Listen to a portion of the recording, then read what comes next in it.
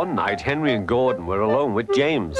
Although Sir Topham Hatt was beginning to think well of him, whenever a chance came, the other engines would talk of nothing but bootlaces. Remember when they had to use a bootlace to get you out of trouble, James? They would tease. James tried to get back by talking about Henry, who got shot up in a tunnel, and Gordon, who got stuck on a hill. But they wouldn't listen. "You talk too much, little James," said Gordon. "A fine, strong engine like me has something to talk about. I'm the only engine who can pull the express. When I'm not there, they need 2 engines. Think of that.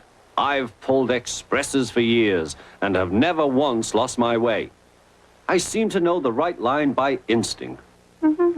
Every wise engine knows, of course, that the signalman sets the switches to make the engines run on the right tracks.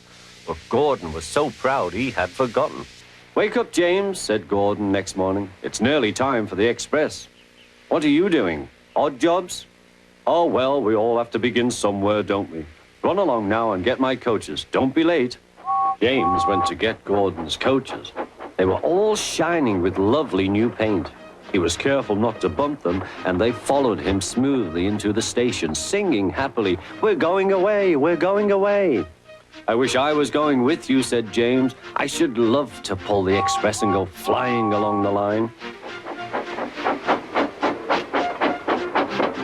Gordon, with much noise and blowing of steam, got ready to back onto the train.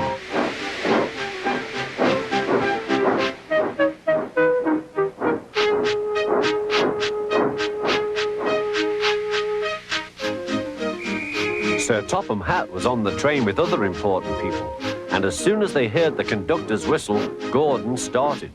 Look at me now, he puffed, and the coaches glided after him. Poop, poop, poop, poop, poop.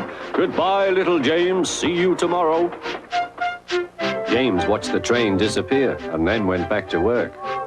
He pushed some freight cars into their proper sidings and went to fetch the coaches for another train. James had just brought the coaches to the platform when he heard a mournful noise. There was Gordon trying to sneak into the station without being noticed. "Hello, Gordon. Is it tomorrow?" asked James. Gordon didn't answer. He just let off steam feebly. "Did you lose your way, Gordon?" said James. "No, it was lost for me. I was switched off the main line onto the loop. I had to go all round and back again." "Perhaps it was instinct," said James. Meanwhile, all the passengers hurried to the ticket window. "We want our money back," they shouted. But Sir Topham Hatt climbed onto a cart and blew the conductor's whistle so loudly that they all stopped to look at him. Then he promised them a new train at once. "Gordon can't do it," he said. "Will you pull it for us, James?" "Yes, sir, I'll try." So James was coupled on and everyone got in. "Do your best, James," said Sir Topham Hatt. Come along, puffed James. You're pulling us well, sang the coaches.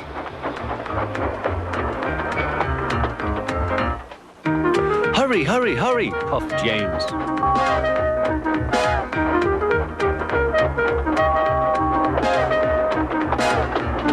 Bridges and stations flashed by, the passengers cheered, and they soon reached the station.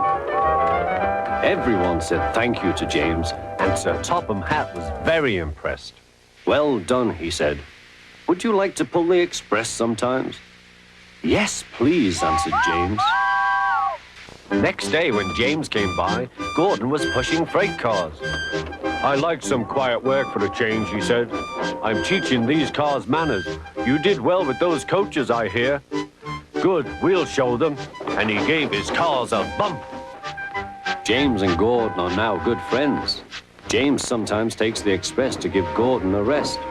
Gordon never talks about bootlaces, and they are both quite agreed on the subject of freight cars.